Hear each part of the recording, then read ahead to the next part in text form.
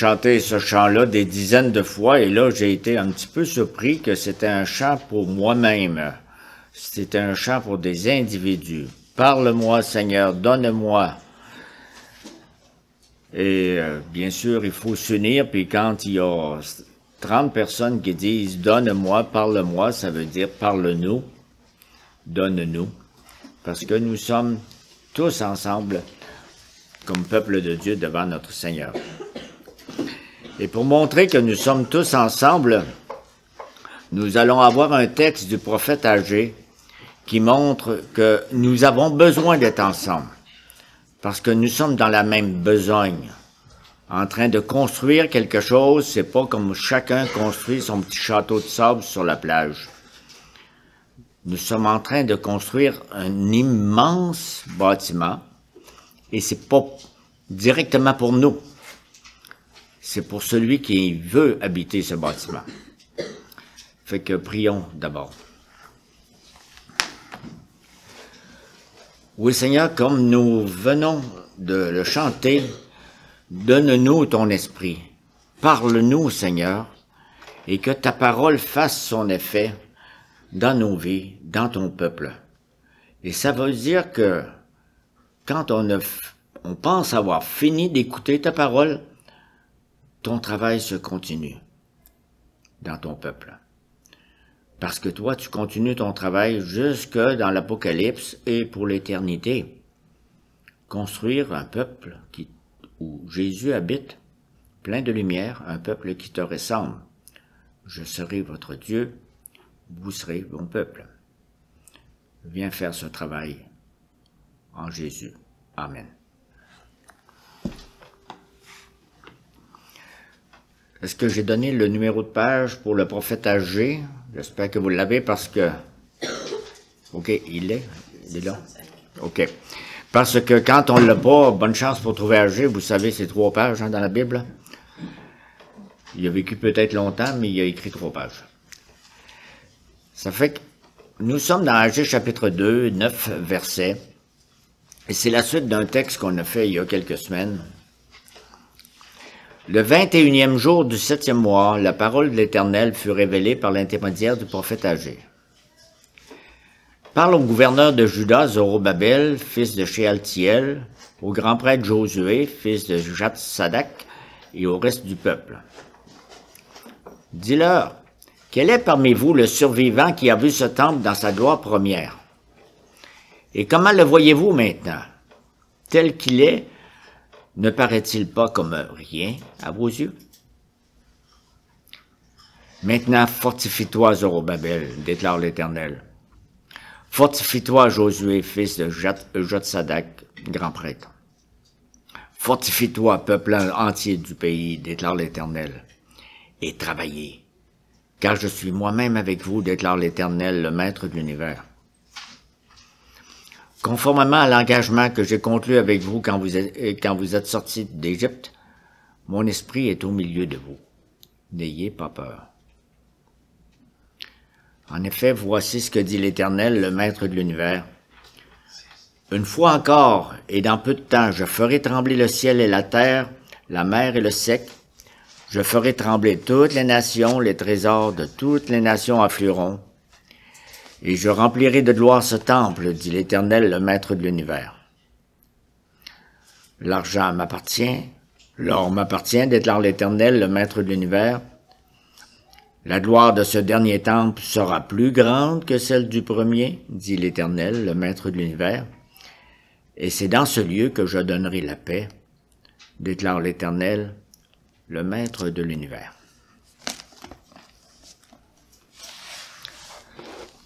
Vous devez connaître comment Dieu se présentait à Agé, n'est-ce pas?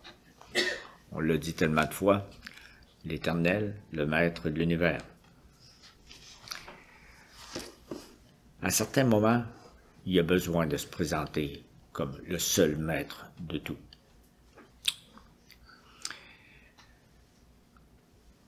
Pour vous rappeler un peu dans quoi nous sommes engagés avec Agé, comment va le projet de construction? Où en sommes-nous rendus dans la construction de l'Église? La dernière fois, nous avons vu que Dieu éveille l'esprit de son peuple pour qu'il construise sa maison. Nous ne sommes pas ici avec des marteaux et des 2x4 et un grand plan pour dire nous construisons, mais nous construisons. Voyons comment.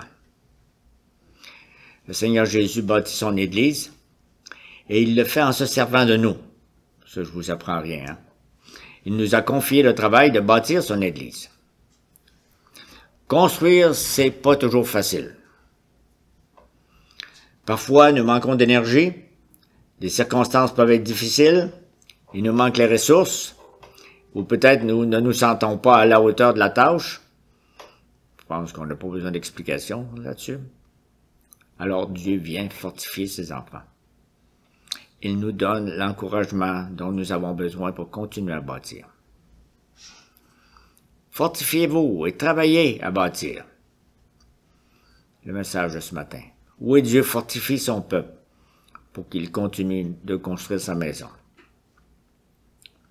Comment Dieu fait-il cela? Il dit, fortifiez-vous, et il dit, je vous fortifie. Donc, premier point, Dieu nous dit de fortifiez-vous et de travailler. Un petit rappel de l'histoire, probablement que vous le savez par cœur, dans l'histoire de ce moment-là, du prophète Agé, le peuple de Dieu avait grand besoin d'encouragement. Le contexte. Dieu avait puni son peuple à cause de son péché. Les Babyloniens ont pris Jérusalem, ils ont détruit le temple, et ils ont emmené le peuple de Dieu en exil. Une grande partie du peuple de Dieu, surtout les autorités, la tête dirigeante. Mais Dieu leur a fait grâce. Il a pardonné à son peuple. Et il est allé, Dieu, à Babylone, il est allé parler au nouveau roi de ce pays-là, qui est Cyrus, le Perse, et il les a ramenés dans leur pays, comme il l'avait promis, après 70 ans. Il restait cependant beaucoup de travail à faire, à commencer par rebâtir le temple. Et Israël s'est mis à l'ouvrage, ils ont commencé à bâtir avec enthousiasme. Enfin, on peut faire ce dont on rêve depuis 2 générations. Cependant, des problèmes ont surgi et leur enthousiasme s'est refroidi. On est tous rentrés chacun dans nos cabanes, comme on fait ici en hiver, puis on dit « Hey, occupons-nous de bien nettoyer chacun notre maison. » Au lieu de mettre le travail de Dieu en priorité, ils ont fait passer leur propre bien-être matériel en premier. Ils ont cessé de bâtir la maison de Dieu. C'est là que Dieu leur a envoyé le prophète Agé avec un message percutant. On l'a vu la dernière fois, Dieu éveilla leur esprit pour qu'ils prennent à cœur de bâtir la maison. Le 24e jour du 6e mois, comme on l'avait vu, ils se sont remis au travail. Et maintenant, 4 semaines plus tard, nous sommes le 21e jour du 7e mois. 4 semaines. Agé revient leur parler. Il s'adresse aux mêmes personnes que la première fois, à Zorobabel, à Josué, au reste du peuple. Dieu n'abandonne pas ceux qui reprennent fidèlement le travail. Ils ont besoin d'encouragement. Dieu le sait très bien et il leur communique une belle parole encourageante. Il y avait une autre raison pour laquelle le peuple d'Israël se disait « on est découragé » et devine pourquoi. Parce que cette journée-là, 21e jour du 7e mois, c'était aussi le jour anniversaire de la dédicace de l'ancien temple de Salomon. On a des fêtes, les autres avaient cette fête-là. Ah! C'est la journée où Salomon a prié pour consacrer le temple à Dieu. Ça, c'était 430 ans plus tôt. Et c'était une fête en grande pompe. Une belle fête à commémorer. Sauf que pour eux, aujourd'hui, on est devant quoi? Il n'y a pas de temple. Il y a des fondations, il y a un travail arrêté, ils ont dû mettre un ruban jaune tout autour. On passe pas, tout est arrêté. Il n'y aura pas de tramway. C'est bien triste. Pourquoi? Parce que le nouveau temple était bien moins beau que l'ancien du temps de Salomon. Et là, Agé met le doigt sur le bobo. Au verset 3, il dit, « Quel est parmi vous le survivant qui a vu ce temple dans sa gloire première? Et comment le voyez-vous maintenant? » Ah, ça devait être terrible. « Tel qu'il est, ne paraît-il pas comme rien à vos yeux? » Et... Mais deux photos. Photos d'il y a 430 ans et photos d'aujourd'hui. On n'est pas parti pour avoir ça, hein? Agé s'adresse aux plus vieux, donc, aux gens qui avaient de la mémoire, aux 50 ans et plus. Ils avaient vu, eux, la gloire de l'ancien temple avant qu'il soit détruit par les Babyloniens. Comme c'était beau, avec ses pierres, son bois de cèdre, son or. On voit pas ça ici à l'Hôtel Universel, hein? Son or, son argent et toutes ces belles décorations. La nouvelle maison de Dieu, là, c'était loin d'être le temple de Salomon. Salomon était riche, autrefois. Riche parce que aussi, il avait les moyens d'aller chercher. On pouvait se payer des cèdres en allant au Liban et tout l'or nécessaire pour couvrir les murs. Mais là, on est dans le temps du prophète Agé. Les ressources sont très limitées. Les salaires sont maigrichons. Il n'y a pas de syndicat encore. La nouvelle maison avait l'air minable aux yeux des plus vieux. Et Esdras dit que pendant qu'on posait la fondation du temple, ça, je m'en vais faire un petit tour dans le livre d'Esdras, qui était le prêtre à ce moment-là.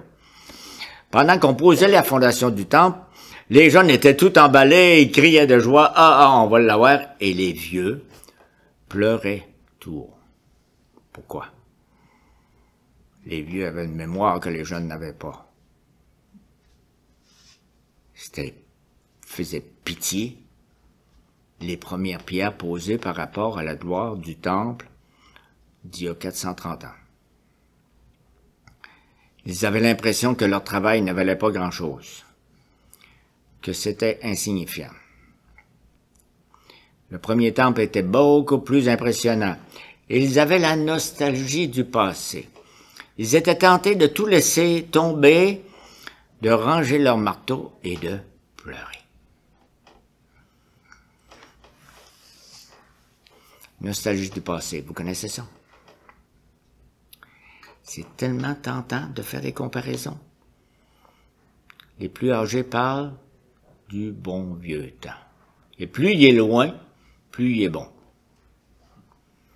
C'était bien mieux dans notre temps. Moi, je peux commencer à le dire à mon âge. Mon père disait toujours, c'était le début de tous ces récits. On se souvient par exemple du réveil spirituel au Québec dans les années 75 et 80. On se rappelle de Saint-Marc à ce moment-là, on ouvrait les portes, on les fermait pas.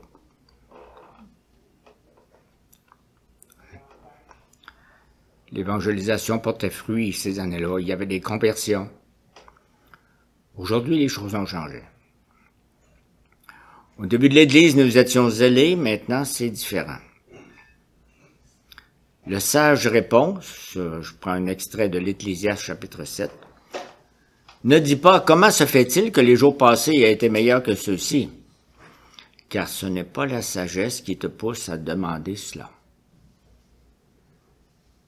Le sage dit, ne soyons pas nostalgiques du passé.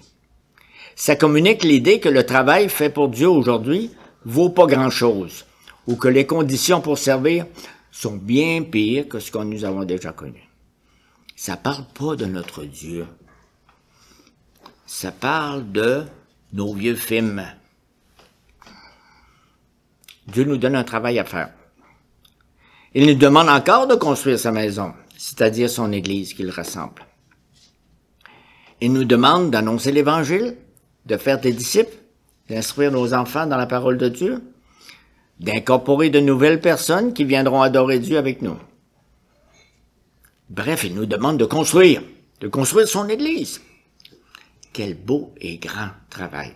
Je suis certain que tout le monde ici, là, je vous éveille peut-être les meilleurs souvenirs.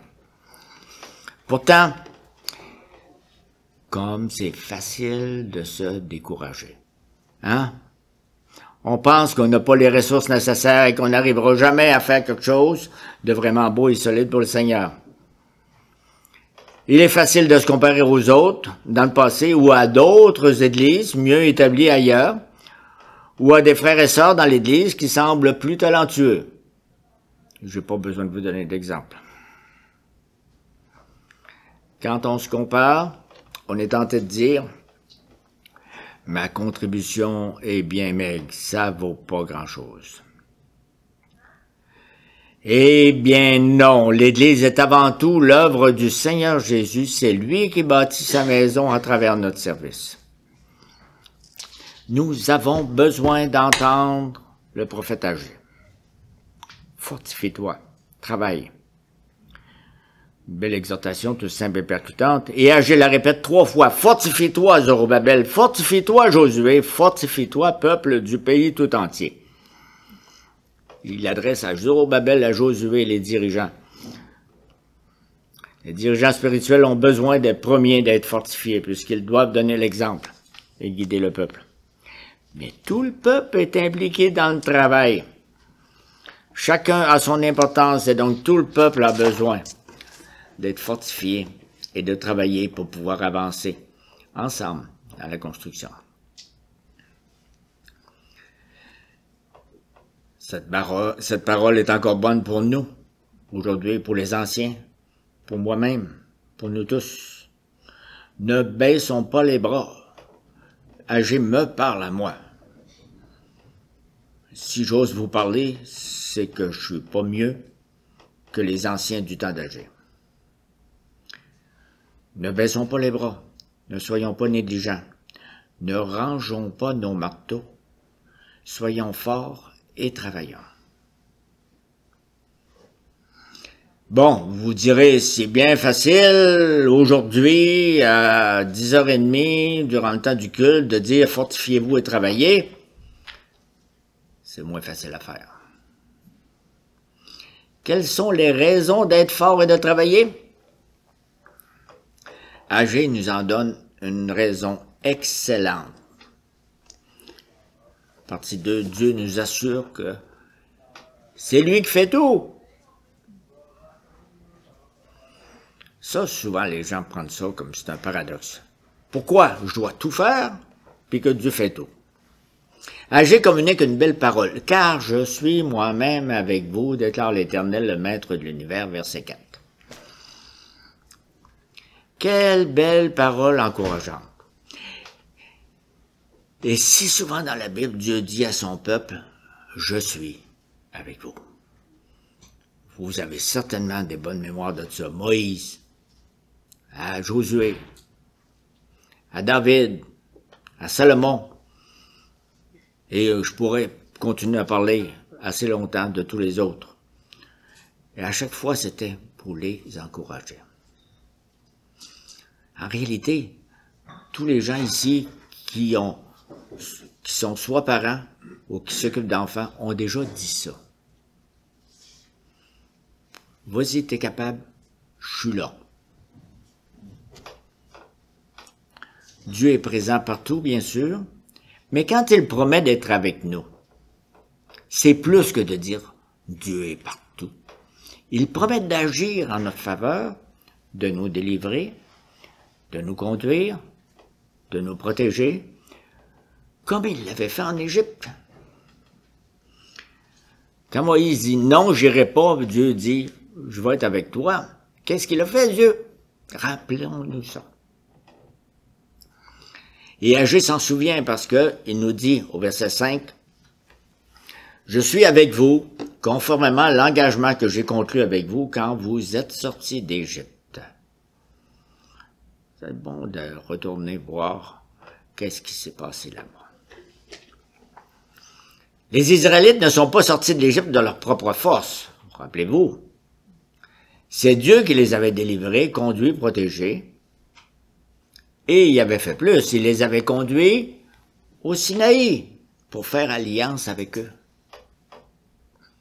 Vous avez vu ce que j'ai fait? Je serai votre Dieu et vous serez mon peuple.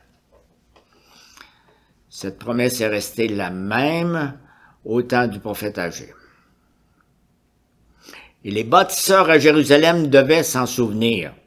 Ils devaient marquer ça sur leur casse de construction. Je travaille pour... Le Seigneur a dit, vous serez mon peuple. Mon esprit est au milieu de vous, au verset 5. Oui, l'Esprit de Dieu était présent parmi eux.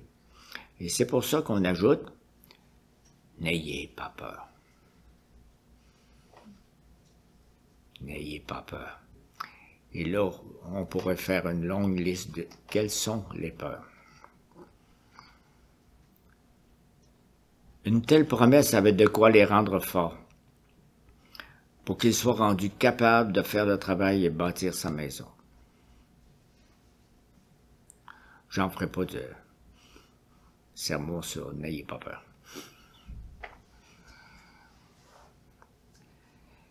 Avant de monter au ciel, Jésus a promis à son Église, Matthieu 28, plusieurs le connaissent par cœur, et moi, je pars, oui, je suis avec vous tous les jours jusqu'à la fin du monde. On dit, ah, il est monté au ciel. Il a dit, je suis avec vous tous les jours jusqu'à la fin du monde. Et on pourrait raconter l'histoire. Mais c'est une promesse donnée dans le contexte de l'envoi missionnaire. Allez! Faites des disciples de partout. Jésus nous a donné un grand travail à faire dans cette mission. Mais nous ne sommes pas tout seuls avec nos propres forces. Il a promis d'être avec nous. Il nous a délivrés du péché. Il nous conduit par sa parole et par son esprit. Il nous protège. Il nous promet son pardon et la vie éternelle. C'est pas pour rien que c'est répété tout cela à chaque moment de culte. C'est pas pour rien. Alors, travaillez à son œuvre. Vous vous sentez faible, petit, votre contribution à son travail vous paraît-elle insignifiante? Êtes-vous dépassé par des épreuves ou des circonstances difficiles? Voici pour vous cette parole d'encouragement. C'est le Seigneur Jésus qui construit son Église. Il nous promet sa présence avec nous. Alors, soyons forts et courageux. Travaillons à bâtir sa maison. Et tout cela, ça me rappelle des circonstances. Quand j'ai visité des personnes très malades à l'hôpital ou en fin de vie, je suis sorti encouragé.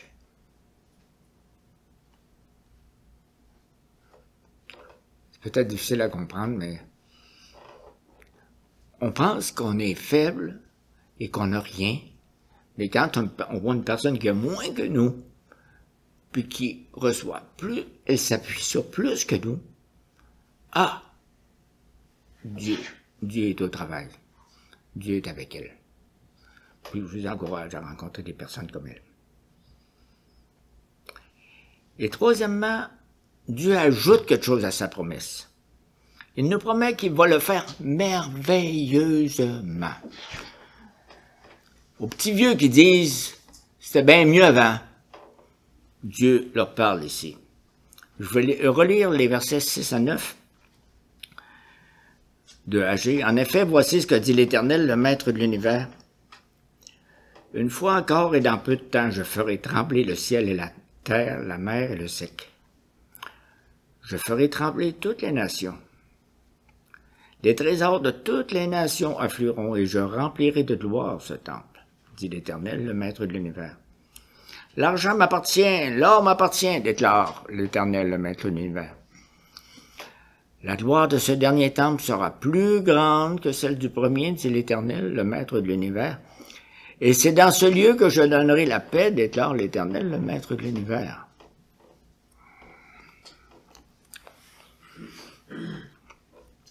Zorobabel, Josué et tout le peuple devaient travailler, oui, mais soyez sans crainte, dit le Seigneur. Dieu fera tout le travail et il le fera merveilleusement. Peu importe si le peuple d'Israël n'a plus d'or, n'a plus d'argent, il n'y a peut-être même plus de belles pierres taillées. Ça n'a pas d'importance parce que tout ça, ça appartient au Seigneur. Il va le fournir. Il est capable de faire une maison plus belle est plus glorieuse que celle de Salomon, d'il y a 400, quasiment 500 ans. Qu'est-ce que ça signifie pour nous au Québec 2024? Cette promesse a commencé à s'accomplir par étapes et continue encore de s'accomplir. D'abord, oui, les Juifs ont reconstruit le temple, mais c'était un temple bien plus, en français, bien plus cheap que le premier. Il a fallu attendre à plus tard, espérer un jour plus glorieux. 500 ans après cet épisode-là, le roi Hérode a restauré le temple. Et Hérode s'est servi des richesses des nations pour l'agrandir et l'embellir. C'était facile, sous l'Empire romain. Il y avait juste à étirer le bras puis aller se chercher dans les nations voisines, qui étaient propriétés romaines. Il a dépensé des millions pour plaire aux Juifs et pour impressionner les Romains. Il était beau, le temple de ce temps-là. Mais, quelle importance que le temple d'Hérode soit aussi beau que celui de Salomon. Un disciple a fait remarquer à Jésus, quand on lit un peu, je suis dans l'évangile de Marc, un disciple qui a fait remarquer la beauté impressionnante du second temple. Il a dit à Jésus, « Maître, regarde, quelle pierre et quelle construction! » C'est sûr que c'est plus beau que tous les villages autour. Jésus lui répondit, « Vois-tu ces grandes constructions? Il n'en restera pas pierre sur pierre, tout sera détruit. » Quelle sorte de personnage c'est Jésus? La beauté des pierres est-elle importante? Non. C'est la gloire qui est entrée dans le temple qui compte. Parce que Jésus est rentré en personne. Jésus est venu accomplir la prophétie. La vraie gloire du temple, c'est pas qu'il y a plus d'or et plus d'argent que le premier. La vraie gloire, c'est la personne même de Jésus-Christ. Et l'Évangile de Jean nous le dit dans les premières phrases de l'Évangile. Nous avons contemplé sa gloire, une gloire comme celle du Fils unique venu du Père. Avez-vous contemplé sa gloire? Le Seigneur Jésus est le bien le plus précieux, le plus enviable qui soit parmi toutes les nations. Il est venu donner la paix et le salut que Agé avait annoncé. Et pour cela, il a fallu que Jésus accepte de faire un dur travail.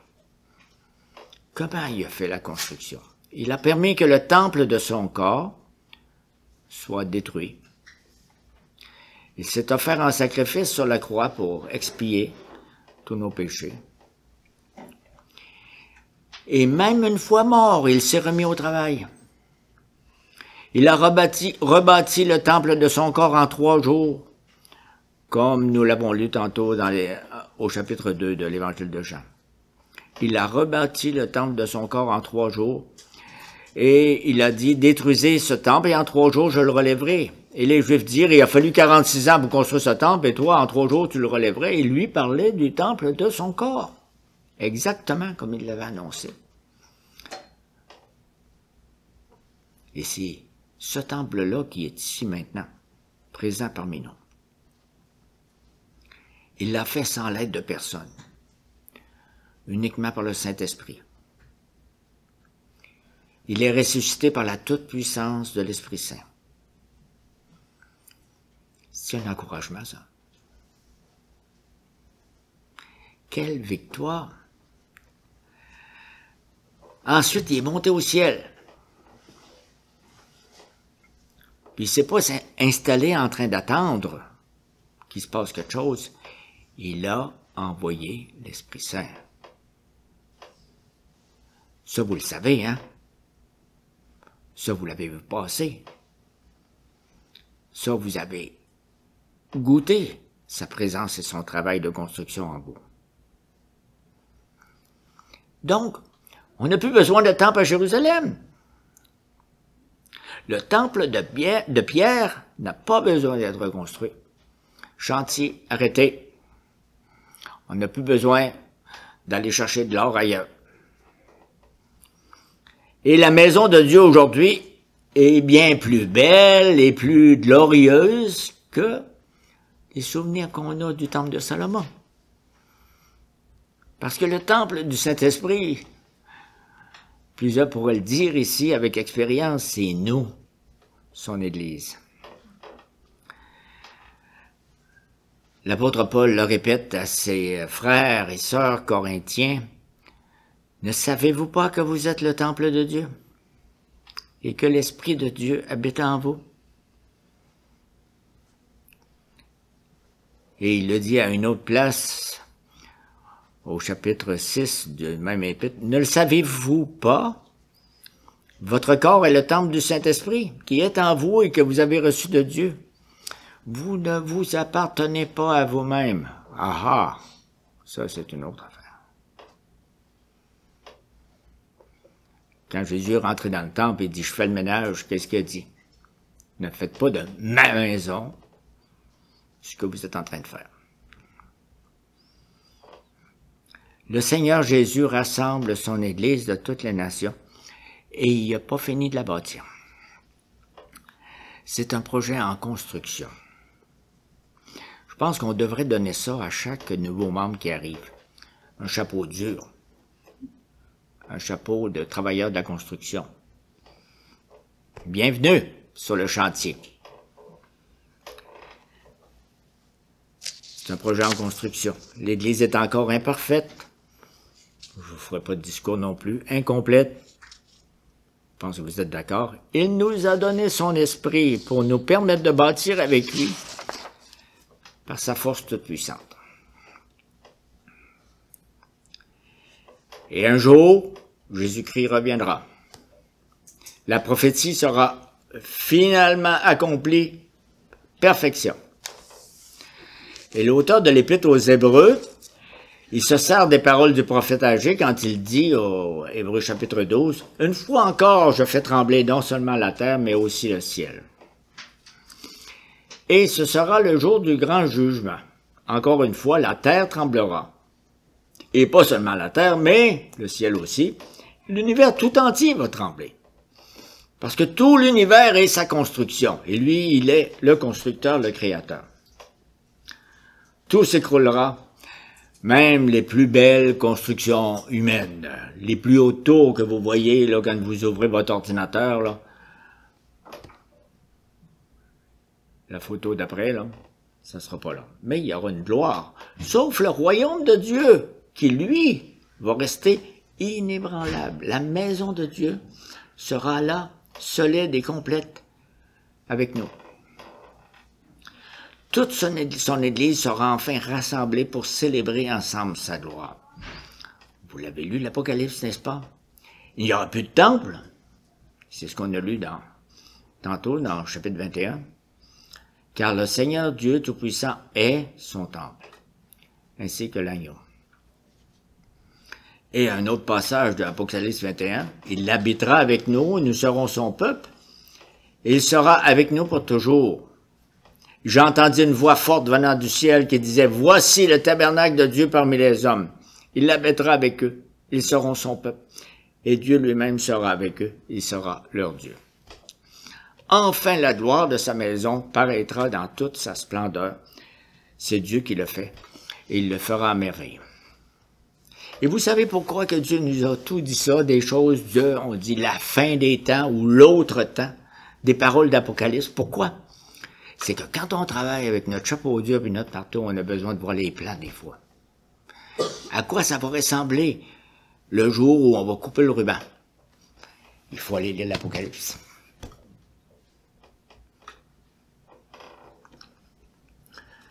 Aujourd'hui, il faut encore travailler. Il nous faut travailler fort, travailler tous les jours, pour que notre corps soit une maison propre, le temple du Saint-Esprit, pour que rien de sale ni d'impur ne vienne entrer en nous. Il est difficile aujourd'hui de demeurer pur dans le sort de monde dans lequel nous vivons, pollué par la convoitise, pollué par le péché.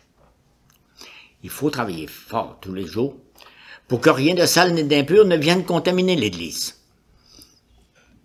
Car nous sommes le temple du Saint-Esprit. L'Église doit être une communauté où Dieu est vraiment loué, adoré, glorifié par nos cœurs, par nos paroles, par nos actions, et je dirais par notre café des fois. Comme il est difficile de faire de ce monde un endroit où Dieu vient habiter dans tout ce que nous faisons. L'évangélisation, c'est un travail exigeant. Dieu nous donne le travail de construire sa maison dans nos vies, dans nos réunions, dans nos familles, et dans l'Église, parmi toutes les nations. C'est un travail plutôt ambitieux, n'est-ce pas? Très ambitieux. C'est des choses comme ça qu'on se dit quand j'ai eu quelques rencontres avec la communauté musulmane, et puis on se partage un peu quelles sont leurs ambitions, leurs visions d'avenir et la nôtre, donc voilà. Que faire si nos efforts paraissent futiles, insignifiants? J'ai travaillé hier, j'ai travaillé depuis 10 ans, depuis 50 ans, puis ça, regardez, on voit rien. Que faire si le découragement s'empare de nous? Quoi? Comment on s'y prend à ce moment-là? Souvenons-nous de son alliance et de sa promesse. Il nous a donné son Saint-Esprit. Et il promet d'habiter avec nous pour construire une belle et grande maison glorieuse.